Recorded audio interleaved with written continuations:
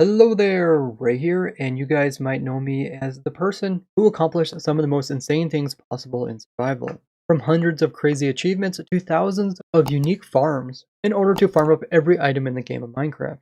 But some of you guys might know me as a person who finds the weirdest bugs and exploits in the game. But if I learned anything from playing Minecraft for the last 12 years and making hundreds of videos about my journey, is that Minecraft is a very deep game. Despite it looking very simple on the outside, with such depth and complexity, it can be difficult to tell at times what helps the game versus what hurts the game. This even becomes more complicated when everybody seems to have a different opinion on stuff, even among the Mojang developers themselves. I know for you guys it might be fun to pretend that there's some type of war going on between me and Mojang, like I'm trying to make Mojang look stupid by finding workarounds to their fixes, or Mojang's trying to make me look stupid by fixing different exploits that I find. But the reality is that we get along with each other extremely well, and I talk with the developers publicly and privately about changes that are being made to Minecraft, all the while understanding that my opinion is just one out of millions of people's. Even though I had many of my suggestions over the last 12 years make it into the game, I've also had thousands of suggestions that never made it in. And the best way for a problem to get fixed is to first let people recognize that it is a problem in the first place. So in today's video, we will be looking at 20 bugs that still exist in 1.17. I tested all of these in the release candidate 1, meaning that they will also be in the full release. These are bugs that just came about because of 1.17, but most of them have been in the game for several years. And as someone who plays Minecraft a lot, these bugs end up popping up time and time again, to the point they just become downright annoying. And as usual, I will try to put the link to each of these bug reports down in the description, so you guys can check them out as well as upvote them. So the first one is that you cannot shift click water onto a waterlogged block to prevent it from putting the water directly onto it. So if you just right click this block, it's going to waterlog it. You can remove the water. You shift and right click, you still end up waterlogging it. Now one scenario where we see this is where you have a bunch of waterlogged blocks kind of holding in where you want to place the water. You want to place water right here. Problem is this block is a block that can be waterlogged, and so are all 4 of these. So no matter where you click, you're going to end up placing water within the block rather than in this area right here. And it ends up making a massive mess. Now it is understandable why shift clicking doesn't let you place water on top. Is because shift clicking is used to place water within items that can be right clicked on their own. So if you shift right click this one, you can place it in without opening up the chest. Same thing for removing the water. If you just click on the chest, it's going to open it, but if you shift click, you can remove it. You can avoid this by clicking on the block just underneath of it. Now in the Java edition, there's really no example that can't be avoided just by clicking on a nearby block. But in the Bedrock edition, they have a lot more blocks that can be waterlogged, including shulker boxes, which are full block. So you have no option but to click directly on it when you're waterlogging it, unless you do something strange like you use a non-full block like a gate, and if you shift click water up against that, you'll place it over here. And you can use this to shift click water and place it into a shulker. The whole idea is to not rely on nearby blocks in order to waterlog the center one. So maybe they should add a different key, so like holding down Alt or Control lets you place water directly on top of this without interfering with the block that you're looking at.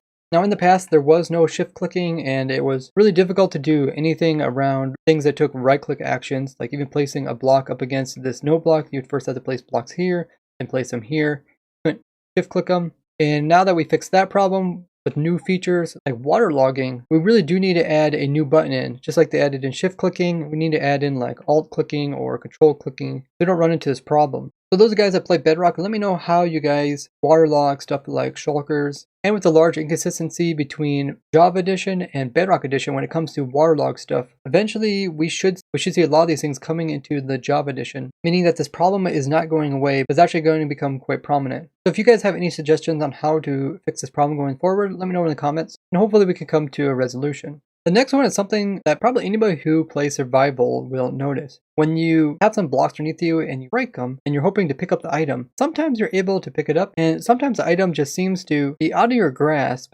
and it just falls straight down. This has to do with how the blocks break off and where they end up. But if you actually watch the block, it kind of sometimes bounces upwards a little bit, and typically the player can pick up any block within 1 meter of them. And it definitely seems that the blocks are plenty close to the player, but he doesn't pick them up. This becomes extremely annoying when you have all your blocks that are so close to you, but you're unable to pick them up. Now in my opinion, since a player is always within 1 meter of the block when it breaks off, he should always be able to pick it up. Because typically when the block breaks off, it's only like half a block away from the player if you're measuring from the bottom of the player's feet.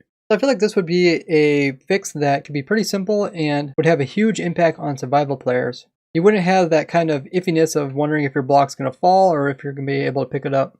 You're within 1 meter of it, you should be able to immediately pick it up as soon as it breaks. This next one is pretty annoying, especially for anybody who's went caving and have to light up areas. This is where you can't place down torches that are in your offhand if you have a block in your main hand that can't be placed. So here's a good situation. Have some blocks in my main hand, a torch in my offhand. I want to place a torch against this wall. Now in the past you were able to right click and place a torch, but now when I right click, the game is trying to place in the slime.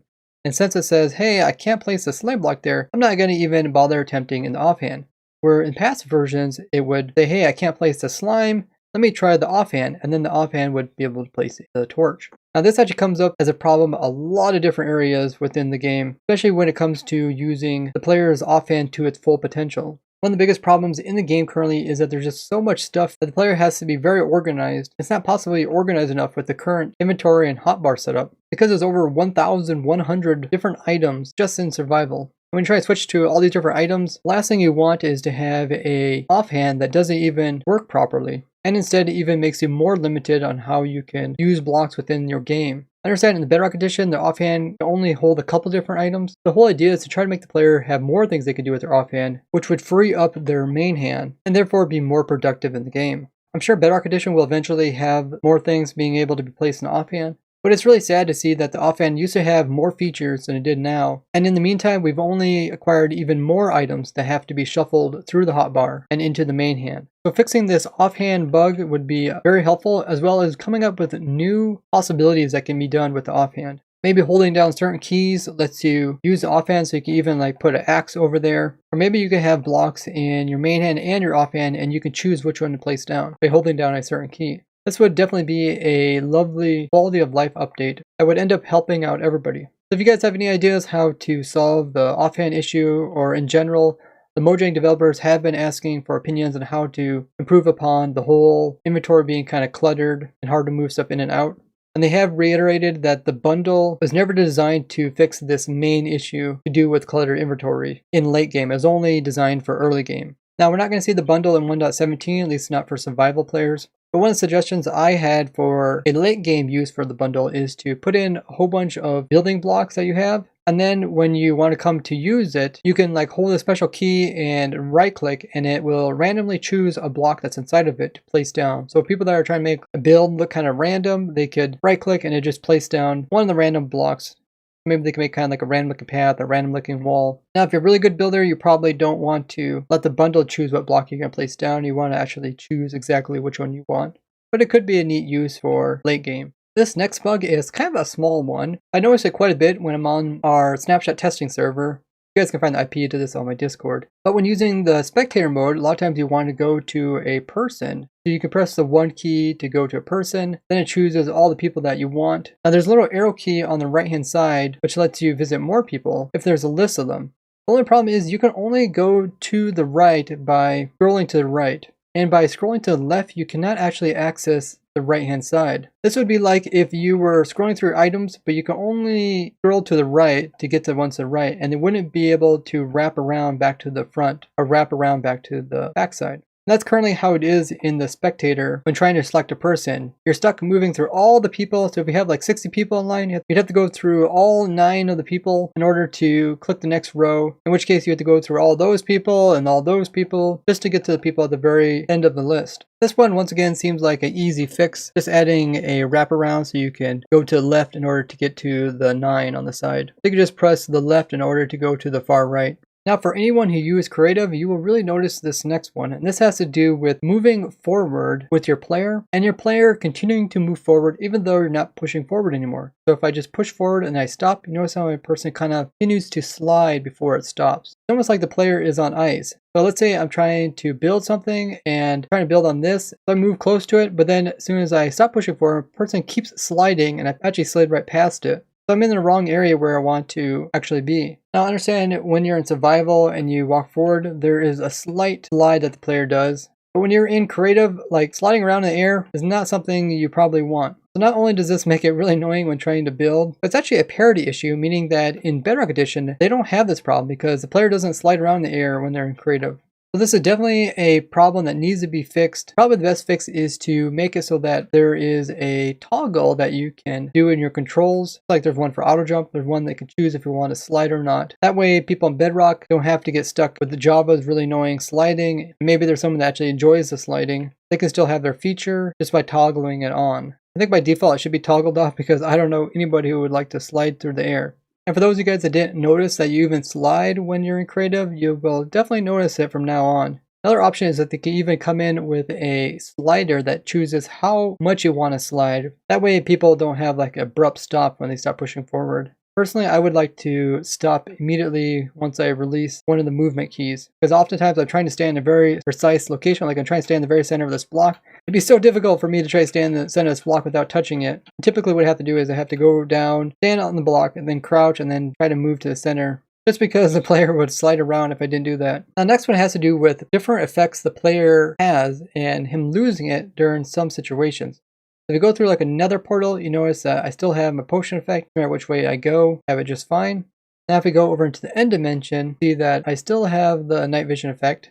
But if I go to the exit end portal and I hop into here and I go past the credits, you notice that I no longer have my potion effect. Now even if the credits don't play, notice that my potion effect is removed. Now this is inconsistent, as when you go into the end dimension, you still have your effects. Also, when you go in and out another portal, you still have them, but when you go from end dimension to the overworld, then all of a sudden you lose them. And this becomes quite annoying when you're going in and out of the end dimension quite a bit. And I can't really think of any reason why they would remove the effects on players. So hopefully this one gets fixed. The next two bugs have to do with structure blocks. These are a very useful tool in creative for saving smaller structures and then being able to paste them in later on. Now, I used to use MCEdit, which was an external tool for moving different things around in Minecraft, but they haven't updated that since 1.12. Another thing you could use is World Edit. Then you have to download mods every time you want to just move something around. So a lot of times I do use this feature, which is in vanilla Minecraft, but it is very much limited compared to like MCEdit or World Edit. And there's two prominent bugs that I come across quite often. So I went ahead and loaded up the structure, and what I can do now is I can rotate this box, which is supposed to show what's going to be saved. So what I'm going to do is I'm going to copy the structure. You can see the box is over here, and I'm just going to put the box on this side. Pretending that I'm going to try to save this structure here. So the box is here. It looks like it's surrounding the structure pretty well. So I'm just going to go ahead and save it. I now have the structure saved. So you think if I would go ahead and take this structure somewhere else and place it down and I would load it, I should get an exact replica of that structure over there. But if I hit load, you'll see I actually get something completely different. And you're like, what in the world is this? This is not what we saved. So what it actually did is, even though the box looks like it's trying to save this thing, the box is actually still where it originally was. If I would reset this to rotation of 0, this is where the game actually thinks the box is. And what it's doing right now is, you see the box intersects this wall right here, and that's what it saved. So yeah, it's a little bug that's really annoying because you essentially can't save anything in any rotation other than 0. Which is pretty limiting for something that's already quite limited. So the next bug to do with structure blocks has to do with stuff that isn't waterlogged, but could potentially be waterlogged, and sometimes end up being waterlogged. Now they did try to fix this bug in the past. Here's an example. This is a structure. You can see there's some water down here and there's some fences right here. So if I would load the structure again, but I load it 2 blocks lower, so this fence is inside of this water, what the game should do is remove all these blocks and then place in the new ones. But what it'll end up actually doing is it will leave that water source there and it's going to waterlog the new ones. Go ahead and do that. So I will just place the structure in 2 blocks lower. And then if I go ahead and load it, kind of lag it with all the items. So I killed the items, so it's not lagging anymore. But you can see something really bad happened. So that water pointed out earlier got left up here, and turns out every source as well as every flowing water turned into a source, and it ended up waterlogging all of this, which then in turn waterlogged the areas between it, and it's just a huge mess. It waterlogged all these rails. So this can definitely happen to you, and it's just a massive mess. You have to either sponge this whole thing out and then manually place in all the water again. Typically what I recommend is just deleting the whole structure and reloading it. But this is a really annoying bug to do with structure blocks automatically waterlogging stuff that shouldn't be waterlogged. So the next thing I want to talk about is the F3 plus F4 feature that they added to the game. So if you hold on F3, then tap F4, this thing will pop up. Tap F4 again, you can have this little indicator move to the right, and there is 4 options. And if you release F3, it's going to switch to one of those game modes. But the main problem is that there's only actually 4 game modes. In order to switch game modes, you have to press down one key, hold it, then you have to tap another key. That'll switch you to the previous mode. So if I do it again, I'll go back to this one. So I'm just switching between the two of them. And this on itself is no different than pressing F3 plus N. But you can also switch between like creative mode and creative mode, which doesn't make any sense because you're already in creative mode. So that means you only have actually 3 options to switch from because you're already currently in one. But if you're like in creative mode and you switch to survival mode, now every time you press it, it's going to switch between creative and survival, whichever one was last. Now for someone that plays Minecraft a lot, I use not only creative, but I also use spectator a lot, and I use survival for testing. You'd think that this option for switching between them would be something I use a lot, but I actually never use this F3 plus 4 because it's not very user friendly. In total, there's only 4 game modes that you switch to, and you're already pushing 2 keys in order to activate this. Then you have to push more keys in order to switch game modes, at which point it'd probably be easier just to make one key for each game mode that you want to switch to. If we look in the control settings, there's not a lot of keys being used up, especially on the keyboard. Mostly just got your WASD here. So they could easily add one key for each game mode. So you could just push one key to switch to that game mode. And then by having it here, people can also change it to whatever they want it. You're not stuck using the default one. But currently, you want to do like the F3 plus 4 thing, that's not even on here, so you can't even change it to something which is nicer to use. So for someone like myself that uses creative mode, survival, and spectator all the time, I actually have a controller that I play Minecraft on. A lot of you guys might not know that I use a controller to play. For those of you guys wondering why I use a controller instead of a mouse and keyboard, is to avoid repetitive strain injury like carpal tunnel. Since I do work on my computer a lot, and I take health seriously, by diversifying the way that I do inputs into my computer, I can minimize the amount of repetitive use injuries that could occur over my lifetime of using computers. I also have a foot controller, which I can do 8 more inputs with.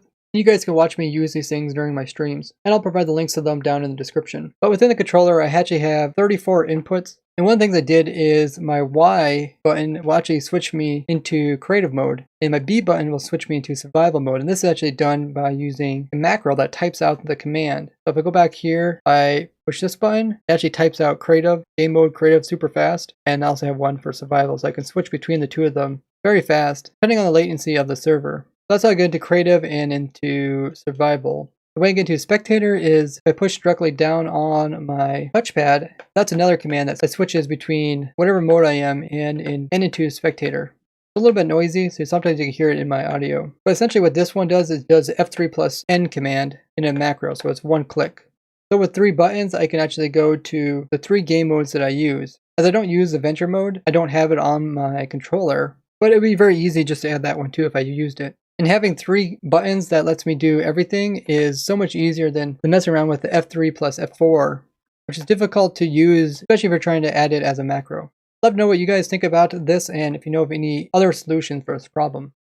This next one is pretty annoying when you're using a spectator mode and going into the other modes. So if I go into spectator, you notice that my player actually moves downwards slightly. Now if I go back into creative or survival or even adventure, now my feet are actually submerged inside of the ground. It only does this when you're touching a block. So if I do it again, notice I don't go down any further. It only happens when you're actually standing on a block. As soon as you go to a spectator, it's like your player gets a little bit of gravity that pulls them through the block. And then when you go back, you end up falling straight on through. This is not only annoying because sometimes you fall to your death, but sometimes you're trying to stand at a very precise Y level, and as soon as you hit spectator, all of a sudden your player gets moved down lower. And then if you're using like the set block command, now if you set a block in, it's going to place it down lower than what you wanted. Now I did talk to some of the devs about this, and they said it was a pretty easy fix. The next one's not really a bug, more of a complaint about potions and the way that they appear. Notice that all the potions, despite there being tons of different colors in the rainbow, different colors that the potions have are very similar. Like this color of this potion and these all kind of look very similar. They're all kind of bluish or purplish. It makes it very hard to distinguish what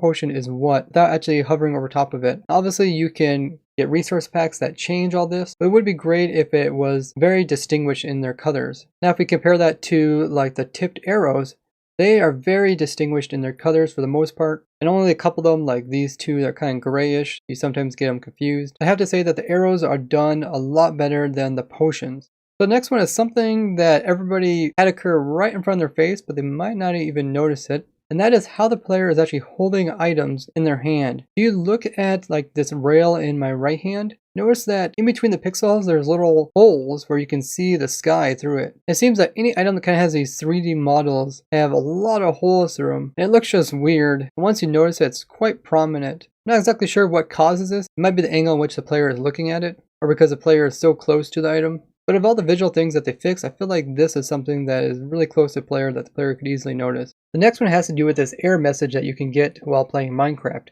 This typically happens when you logged in before, and then you try to come in with a different client and try to log onto a multiplayer server. And this error occurs when your login information has expired. Sometimes it occurs just when you've been on the server too long and you got kicked off, so you can log back in again, but sometimes you have to restart your whole Minecraft client. Now there is mods that can fix this problem, but it would be amazing if they would fix it at Minecraft side. That never happens in the first place. Because typically every time I get one of these, I have to not only exit out the Minecraft that I'm currently playing, I have to exit out all my other Minecrafts and log them in too, otherwise they get this error as well. The next two things that are really annoying is pop-ups that come up to ask you things. Like this one that asks you if you want to be playing on servers. And sometimes it doesn't matter, even though you hit don't show this screen again, it still keeps popping up when you play other Minecraft sessions. And over time that gets really annoying. Now unlike the previous warning, this warning doesn't have a button even that you can click to say that you don't want to see it pop up again. But obviously when I run several Minecraft clients at once, this warning pops up every single time, and it's really annoying to keep having to click through it every time. So if there was a way to disable these warnings, that would make the game a lot more enjoyable. This next bug is one that I noticed only more recently during 1.17. And this is if you have a minecart and you have some powered rails that are unpowered. And if you go ahead and hop into this, you normally can just push forward and ride across these, even though it's quite slow. But now if I go ahead and push forward, the player does move a little bit. All of a sudden he hits like a dead area on the rail and it stops moving forward. It doesn't matter how long I sit there pushing forward, it doesn't work. But oddly enough, if you turn kind of sideways and push kind of forward, you can get past these dead spots. Definitely some inconsistencies going on there. Now this next bug is by far the most annoying that I've seen for probably the entirety of Minecraft history. I've never really seen one that is this bad, and that is something that pretty much everybody notices once you have kind of a world that has some builds in it. It's when you try to cross these chunk borders and all of a sudden you get these massive frame lag, like the full screen just freezes. And if you do Alt F3, you can pull up this chart, which shows the players frames per second on the left, and then it shows the ticks per second on the right of the server. So when I cross this border, guess what happens? Yeah, you get a huge spike on the left, and that is my frames. And this is easily repeatable. It doesn't matter how many times I do this, it's going to constantly keep doing that. And it's not just one chunk border. There could be other chunks that do the same thing, like this one. And this gets really annoying when you're like building on something. Like here, I've been working on a couple different variations of new shulker shell farms. And every time I, try to come around to build, like on this side, it just completely freezes. If the whole build is not just perfectly inside one chunk, if you cross other borders, you might get the same problem. But you can see this is only something that is client side. It doesn't affect the server TPS. Especially if you're on multiplayer. On single player, it might affect it a little bit just because you are running this on the same machine. But by far, the most annoying bug that I came across, and it's been in the game for quite a while, I think since 1.14. I know the Hermitcraft members complained about it too, like different areas. When they would fly their Elytra into spawn chunks, they would just freeze up. Even if you go backwards, it still freezes. And it seems on the bug report for this one that they are trying to fix it, so hopefully we can see it fixed soon, as it is marked as being important. Now typically whenever I come across something annoying, I write it down in my list. And two things that actually got fixed in 1.17 that I found annoying and I wanted to be changed. The first one is the redstone tab. They completely reorganized redstone tab just as I wanted, with all the main redstone components at the very top and then all the duplicate stuff at the bottom. So you don't have this. Typically when you would open up the redstone tab, it'd look like this, and then all the useful stuff you have to scroll for. So I'm really happy for that. And they also moved the honey and slime over here, which is another thing I really wanted. But the other main thing that I complained about and want to change was the ability to move stuff into the offhand from any type of container. And they added that. So now if you press F, you can move stuff directly into the chest from the offhand, or from the chest into the offhand. You can move pretty much any slot to offhand by pressing F. So very cool, and I'm so happy that they added that. Now in the meantime, they also came out with a couple more pre-release versions where they did fix some minor problems. Like in pre-release 4, they did a bunch of different changes to the credits a lot to do with misspelling, inconsistency with capitalization, and other text problems. They also fix a problem so you can now load crossbows in your offhand and shoot them even while having something in your main hand. They also fix a problem where in peaceful mode, mobs that are normally hostile towards each other wouldn't attack. So like ocelots weren't attacking chickens, and now that's been fixed. They also fixed a bug to do with the debug command, so no longer causes crashes. Now in the pre-release 5, they fixed the error to do with the caves and cliffs data pack. Also a problem to do with some string, and a bug to do with scoreboards not being updated to 1.17. Breaking bamboo is also causing excessive amount of lag, which they resolved, and they also did another fix to custom player heads, so that once again you can get specific ones using player's username. And they also came out with the first release candidate for 1.17. This is where they come out with a version that if nothing else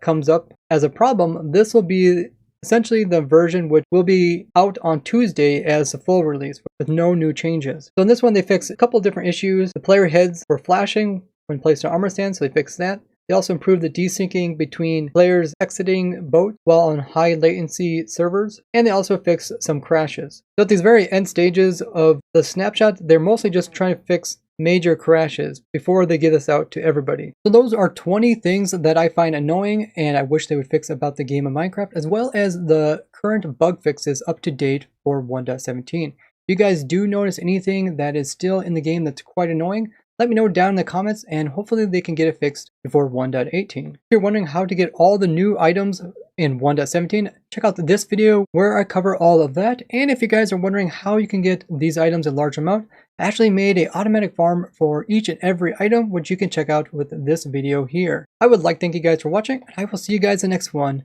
Bye bye!